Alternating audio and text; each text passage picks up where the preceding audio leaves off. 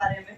Dice में देखो दो क्वेश्चंस आते हैं, एक या तो सिंगल पासा फेंका गया है, डाइस का मतलब पासा होता है, और या तो दो पासे फेंके गए। अरे 36 आउटकम्स आते हैं, वो पता एक है। पासा फेंका जाना या दो साइमल्टेनियस फेंके जाने, ठीक है। इनके लिए टोटल आउटकम क्या होता है? 6। टोटल आउटकम होता है 1 2 3 4 5 6 की पावर n। क्या होता है? 6 की पावर n। अगर वन डाइस है तो क्या हो गया? 6 की पावर 1, यानी 6 आउटकम्स होंगे। कौन कौन से 6 आउटकम्स होते हैं? या तो एक पासे में गिर जाएगा, या तो दो गिर जाएगा, या तो तीन गिर जाएगा, या तो चार गिर जाएगा, या तो पांच गिर जाएगा, और या तो छह गिर जाएगा। मान लो हमने बोला probability of getting an even number. क्या हो रहा है? Probability of getting an even number 1/2। Even number यहाँ क्या क्या है? हमने पासा फेंका, कह रहा है पासा फेंको और ऊपर इवन नंबर गिरना चाहिए, ठीक है। अब बताओ इवन नंबर में क्या क्या इवन नंबर है? 2, 4 और 6। तो अगर ये तीनों गिर जाएंगे तो ठीक है, इवन नंबर आ रहा है। तो बताओ कितने फेवरेबल आउटकम हो गए? फेवरेबल कितने हैं? 3, और टोटल कितने हैं? 6। तो प्रोबेबिलिटी ऑफ इवन नंबर क्या हो जाएगा? 3/6, यानी 1/2। अगर मैंने बोल दिया probability of getting number prime number, probability of getting prime number, अब बताओ प्राइम नंबर्स इसमें कितने हैं? 3। प्राइम नंबर्स होते हैं 2, 3 और 5। 1 is not composite number and 1 is neither prime nor composite, ठीक है। सर जी तीन ही होते हैं क्या? तीन ही होते हैं, बस 2, 3 और 5। इसमें 2, 3 और 5, हाँ मतलब इसमें 3 है, वैसे 3 ही नहीं होते, वैसे तो आगे तक भी चलते चले जाते। सर जी कैसे मानेंगे? मतलब दो तो एक साथ हो गए, उसके बाद उसने एक गैप कर दिया। प्राइम नंबर 2, 3 और 5 है, तो यानी 3 फेवरेबल आउटकम है, कितने में से? 6 में से। तो ये क्या हो जाएगा? 1/2। ऐसे ही और भी क्वेश्चंस क्या हो सकते हैं, बन सकते हैं, ठीक है। अब बारी आती है जरा 2 पे आते हैं। यहाँ पर टोटल आउटकम्स कितने हो जाएंगे? 36। टोटल आउटकम्स हो जाएंगे 6 की पावर 2, यानी कि 36। तो टोटल आउटकम कितने हो गए? 36। कैसे निकलेंगे जरा देखना। एक डाइस में क्या गिर सकता है? 1 2 3 4 5 और 6। दूसरी डाइस में भी क्या गिर सकता है? 1 2 3 4 5 और 6। अब देखो दोनों डाइस मिलाकर क्या क्या आ सकता है? हो सकता है 1 और 1 गिर जाए, 1 और 2 गिर जाए, 1 3 गिर जाए, 1 4 आ जाए, 1 5 आ जाए। ये हमारा हो जाता है टोटल 36 आउटकम्स, ठीक है। एक डाइस में अगर 1 1 गिर रहा है तो दूसरी डाइस में 1 2 3 4 5 6 कुछ भी गिर सकता है, ठीक है। पहली डाइस में मान लो 2 गिरा है तो दूसरी डाइस में 1 2 3 4 5 6 कुछ भी गिर सकता है, ठीक है। तो इस तरीके से ये हमारे क्या है, इसमें 36 आउटकम्स है। अब इसमें देखो सवाल कैसे आएगा।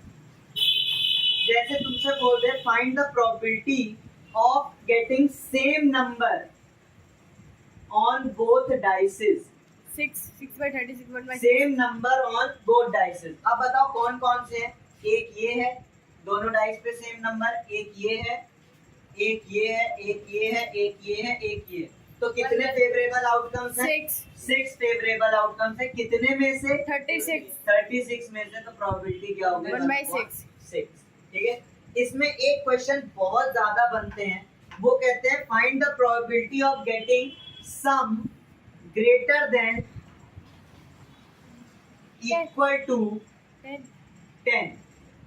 ग्रेटर देन इक्वल टू 10 मतलब दोनों डाइस पे जो नंबर गिरे हैं उनका सम करने पर या तो 10 आ जाए या 10 से बड़ा चला जाए।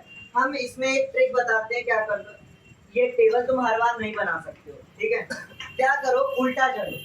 उल्टा चलो मतलब 6,6।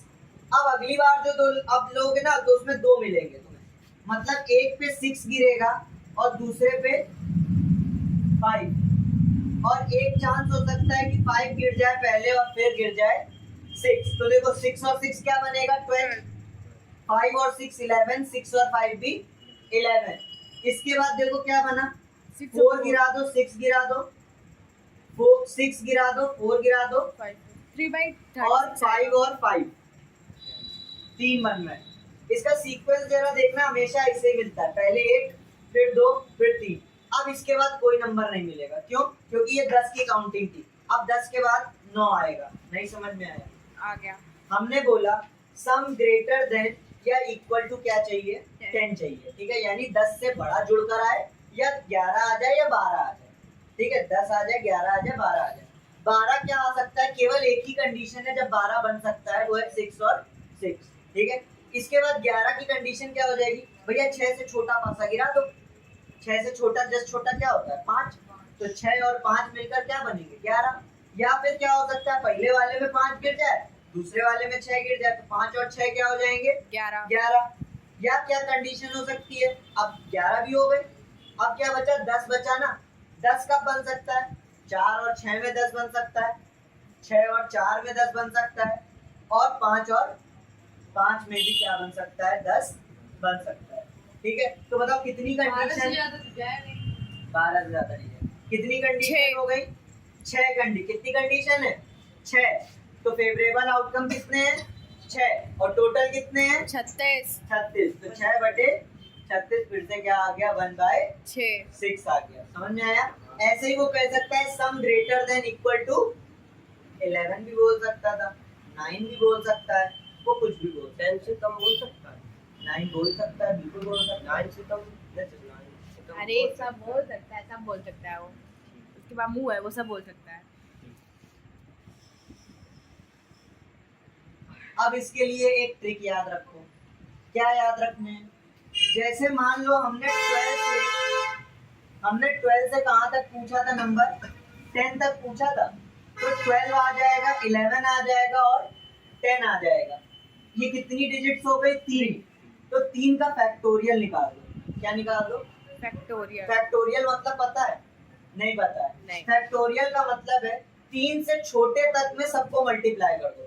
यानी 3 के नीचे क्या आता है? 1 2, और 2 के नीचे 1। ये जब पूरा मल्टीप्लाई कर दोगे तो ये क्या होता है? 3 का 6 फैक्टोरियल होता है। ये कितने आ गए? 6 आ गए। अगर मान लो मैंने 9 के लिए बोला होता, तो 9 में कितने डिजिट्स आ जाते? 4 आ जाते। तो 4 का फैक्टोरियल निकाल दो।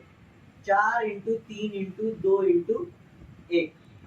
फैक्टोरियल का मतलब है उसके छोटे वालों से मल्टीप्लाई करते जाओ। 24